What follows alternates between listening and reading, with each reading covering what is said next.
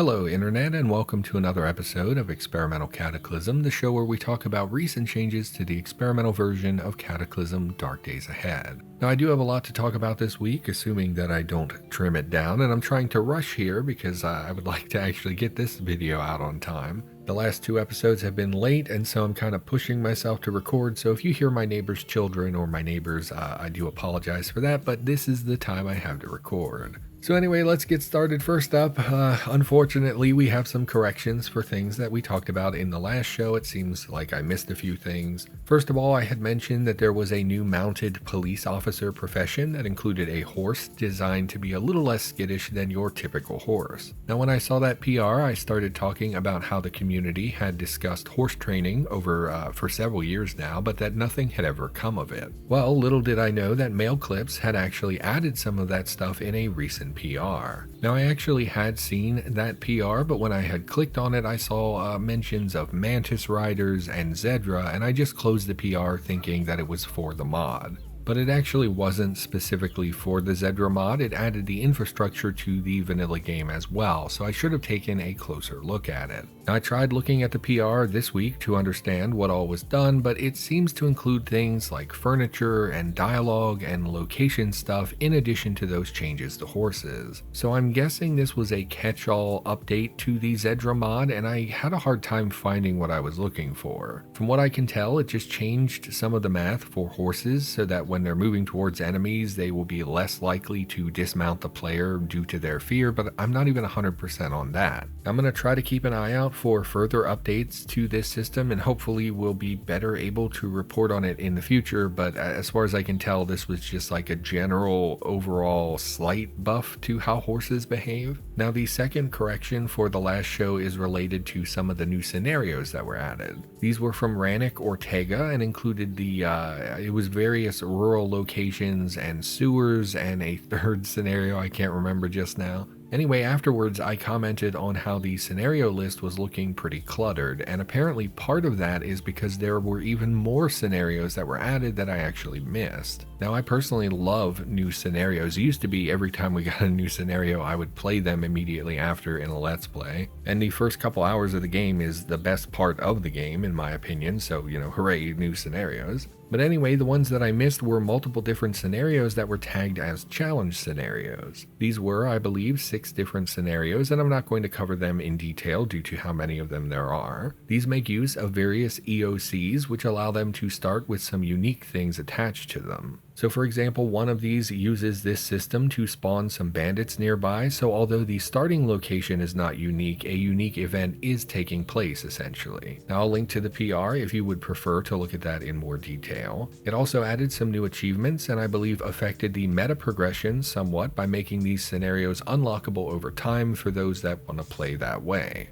And then the third thing from the last show is not really a correction, but some movement on what was discussed previously. I talked about my general complaints about the lack of firearm spawns in the game, and specifically a change that had nerfed bug-out bag drops by 50%. Now, I took issue with this because I didn't like it, and I didn't feel that it was grounded in realism. And while I do want to be clear that I don't think this specific PR was made in bad faith, I did mention that there had previously been similar PRs to nerf spawns that I do believe were in bad faith and arbitrary. And the example I used was the military surplus stores being looted 90+% of the time, but yeah, I wanted to be clear that I wasn't trying to attack the person who made that PR. Now, I know I have a tendency to be a whiner. That's in my nature. I'm very easily irritated and I complain quite a lot. I was pretty unhappy with how that segment turned out. I felt that I was being too aggressive and whiny, and if not for me having many appointments last week, I would have continued re-recording it until I was actually happy with it. However, I sent it out as it was and then later sort of regretted my tone and etc. I don't know, it's self-esteem stuff, whatever. Anyway, after this change and this discussion, Bombastic Slacks made a PR to address some of what I complained about. I don't know if he also was irritated by that change, or if he did it because I complained about it, or if this was something he would have done anyway, but I felt kind of guilty once I saw the PR. It is in the game now, though, and I don't know if all of what I just said makes sense to other people, so let's just talk about the change, I guess. Anyway, first of all, again, this is from Bombastic Slacks. It adds a chance for standard zombies to have everyday carry weapons. These will spawn with a magazine inside of them, but they don't come with any additional ammunition or additional magazines. And the takeaway here is that more zombies will now drop firearms, specifically pistols that they would have been carrying on their person. Now, the other thing in this PR is a new zombie called the paramilitary zombie, which is basically a survivor zombie that has gathered more militarized gear. This in general is something that the game really kind of needed. Anyone who's ever killed a survivor zombie, well, you know they drop pretty much garbage items, and they have done that for years. They've always been a very bad source of loot. And it's never made sense to me. These were originally designed to be characters like the player that survived for some time gathering supplies and fighting zombies, but they eventually died. And yet their loot never reflected this. And in fact, I remember there was an argument several years ago about whether they should even drop knives, which is completely nuts to me. Because of course, in my opinion, anyone who survived the zombie apocalypse would have a knife in some capacity on them.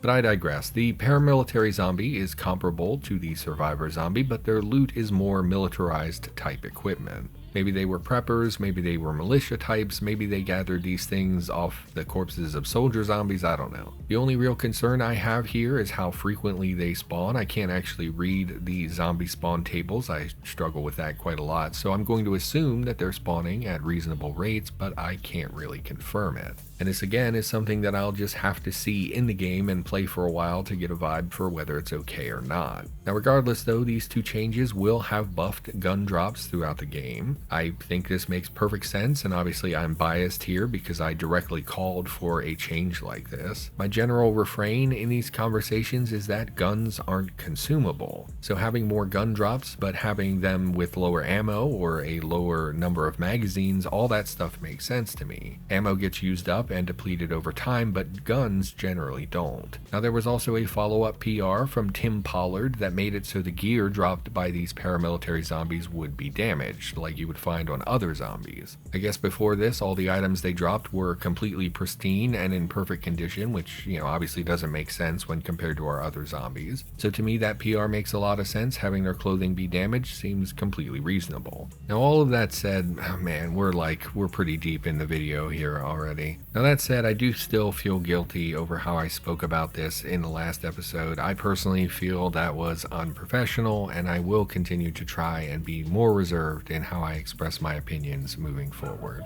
Now moving on to new changes though, first up from that nice person whose name I cannot pronounce, we've got a display for your total playtime. This is really simple. When you go to load your save, you will see a display next to it telling you how long you've played. Now when you update, your old saves will not automatically show this information. So for instance, the save that I used for testing did not display a number when I went to load it. But once I loaded the game, walked around for a few minutes, and then saved, it was then displayed in the load menu. However, the time showed here, I'm a little hesitant to believe that this is actually how long I've played this save, so there may be some wonkiness here, or it may just be not counting certain time that I don't understand. But anyway, that's a long way of saying that it might be a little weird a little bit for existing saves, but moving forward, it should automatically appear for new saves and track your playtime. Next up from Miner239, we've got a change to Anvil volume. Now it's not exactly a mind-blowing change. They went from 4 liters to 24 liters. Now this will make them a little bit more annoying to transport. Obviously, it will take up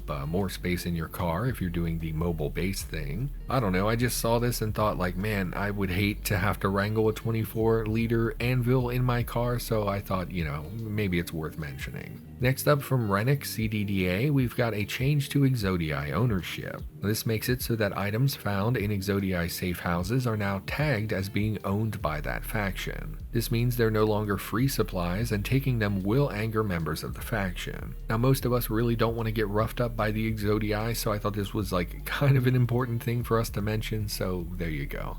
Next up today from Rannick Ortega, we've got some profession requirements. This uses the meta progression system that we discussed previously in these shows. For those who don't know, it was a change that made it so that some scenarios were locked until the player met certain milestones within the game. The classic example was to prevent the player from doing a lab start until they had reached at least one lab finale on a pre-existing character. This can be disabled, I believe, in the settings menu, and also I know for sure it can be done through the debug menu. Now, people seem to really hate that change because they said like, oh well, screw that, I just want everything unlocked immediately. And despite giving players the option to disable this very easily, people were still pretty vocal about disliking it. Now, this PR does the same thing for certain professions. Some of them, the more powerful professions, will now be locked until the player unlocks certain achievements. So for example, using a sheltered survivor profession would require the player to first survive 28 days on a more standard character. There are a lot of them in this PR, so I won't be covering all the criteria required for any given profession.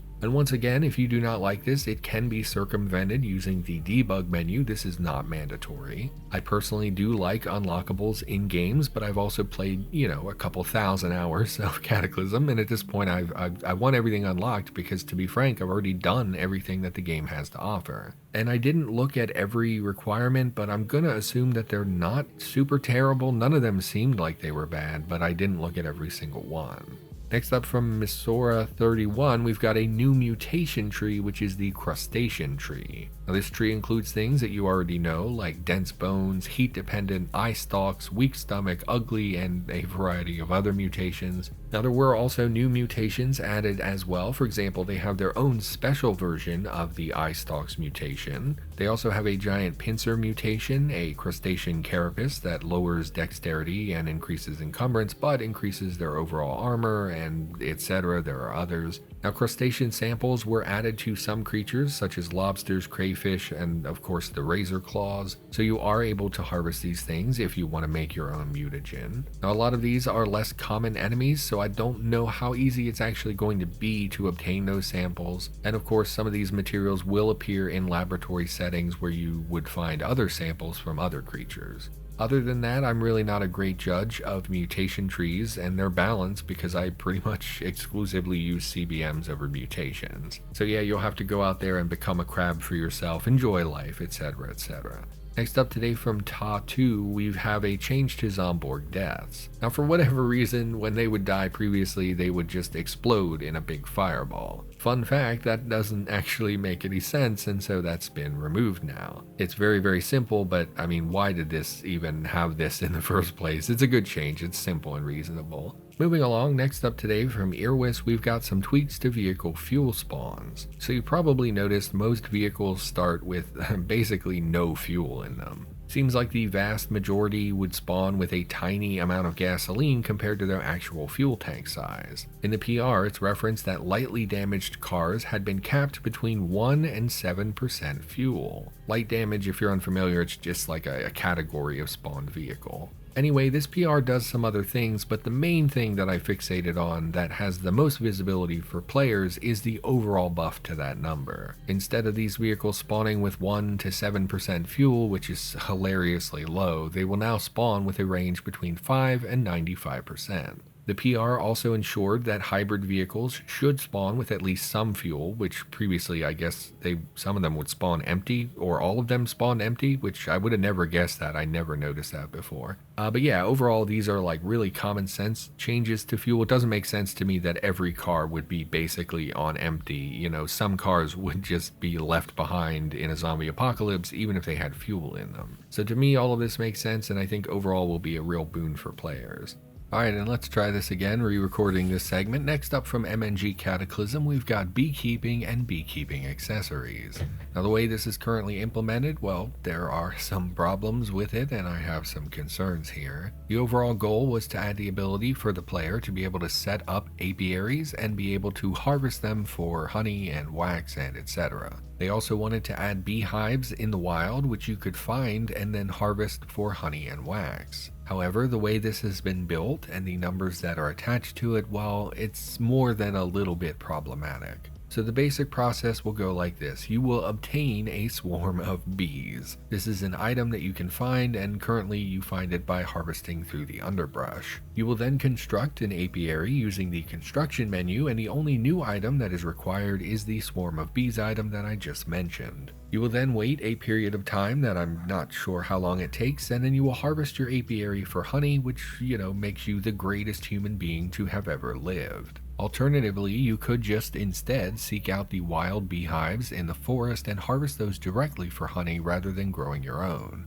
So ultimately, that process sounds pretty reasonable and straightforward, but let's talk about the problems. First of all, there's the swarm of bees item. This is required for you to, seed your own man-made apiaries. Oh, and apiaries, if you're not familiar, I don't know if people know that term. It's the term given to man-made structures that house bees. You've probably seen them, even if you didn't know the name. Anyway, in order to build these apiaries, you need a swarm of bees. And first of all, as of the time of this recording, you can only obtain them by foraging through the underbrush. And this is a bizarre way for the player to seek out a swarm of bees. For some reason, harvesting wild beehives does not actually give you that item. You just get them through digging through the grass, I guess? And then somehow you're just magically throwing this swarm into your pocket with no handling requirements or container or tools or anything. You just shove some loose bees in there, I guess. The next problem is that it's marked as a food item, and despite being tagged as inedible, you can still eat them.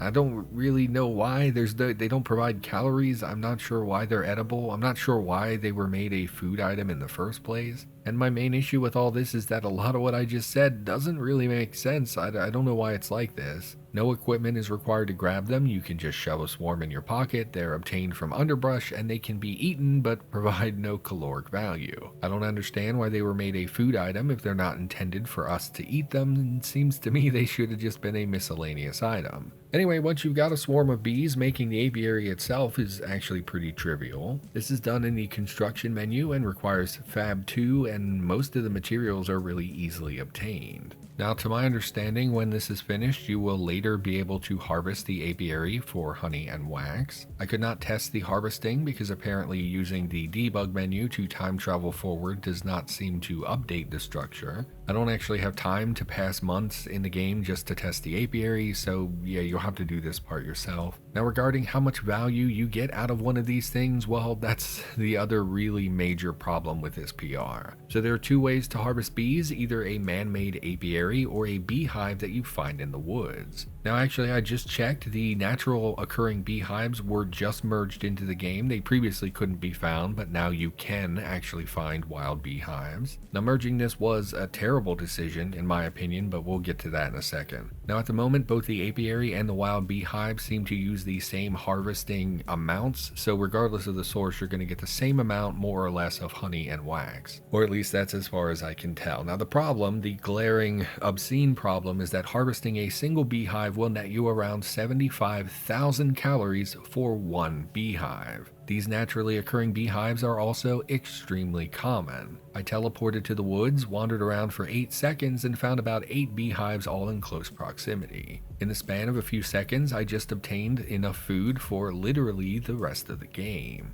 For the record, in the video I'll be showing, every yellow H that you see in the forest is a beehive that can be harvested for around 70,000 calories. Now listen, I like the idea of beekeeping in the game, but this is absolutely the most broken, ridiculous food source in the game currently. Now some of this, hopefully, will be reined in the future. I'm pretty baffled by the decisions that were made here. I could loot 500 houses and get fewer calories than I would in 2 minutes of walking around in the woods. Now due to the common nature of the hives and the obscene number of calories that are obtained, there's no reason currently to build your own apiaries except, simply for fun. Now by the time you could even harvest your own apiary, natural beehives in the forest will have started being harvestable, and they harvest in the summertime. But anyway, I'll cut off the rant there so we don't spiral into a real ramble, but to review, the Swarm of Bees item is an odd choice. This doesn't make sense to me. Finding and capturing a swarm of bees that you find in some grass is just super weird to me. Probably these should have some tool or container requirement at the very least, and probably these items should come from natural beehives, not the underbrush. The natural beehives now spawn in the game and are entirely too common. If you wander through the woods, you will find dozens and dozens of these. Just turn on auto travel mode or whatever that's called and quickly zip through, you will no doubt find a lot of them. And then finally, harvesting them is literally the most overpowered and broken food source in the entire game. I understand that honey has a lot of calories per gram, but this is just, it's like, it's really silly. It's just so far and away completely incomparable to anything else that we have in the game. Now, I had hoped to comment on this PR before the beehive thing was merged, but it's too late now. It literally got merged while I was in the process between writing and recording the audio for this. Someone really needs to look at this. It would have been better to address these things before they made it into the game, but now that they are, something needs to be done to pull them back.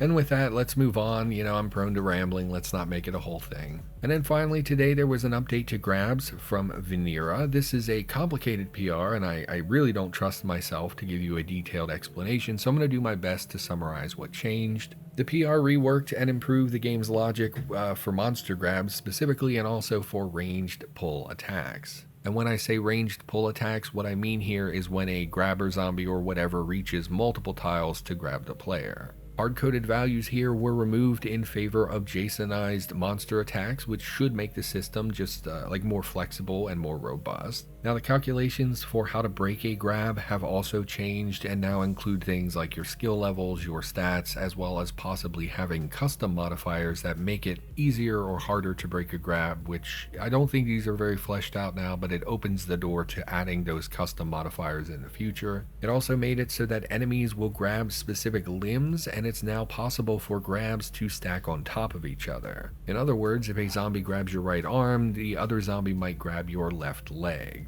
Now, when you attempt to break grabs, they are also broken one at a time, so if a zombie's grabbing your arm, you would try to break that, and then the next grab check would be on the zombie grabbing your leg. And if you succeed, that grab is broken on that particular limb, and your next attempt will try to free yourself from any other grab that you might have on a different body part. Now, this is a PR that reworks quite a lot related to grabs and breaking grabs, and I won't pretend that I know everything about it because I definitely don't. Realistically, a lot of this is behind the scenes stuff anyway, and you're not going to be able to do anything about most of this stuff. In other words, you can't just decide like, oh, I'm going to get better at breaking grabs. And that's because it's a product of things like your strength, which is something that's very difficult or impossible, depending on your game settings, to really change by more than a couple points. So even the things that we can change, like our strength, we're very limited in how much we can do. And honestly, you're just going to have to play the game and get used to the new systems. I can't really form opinions on them without playing and experiencing it, probably for like a couple weeks of playing. Now, I'm of the opinion that grabs lately have already been very obnoxiously powerful, and that breaking them was frustratingly difficult.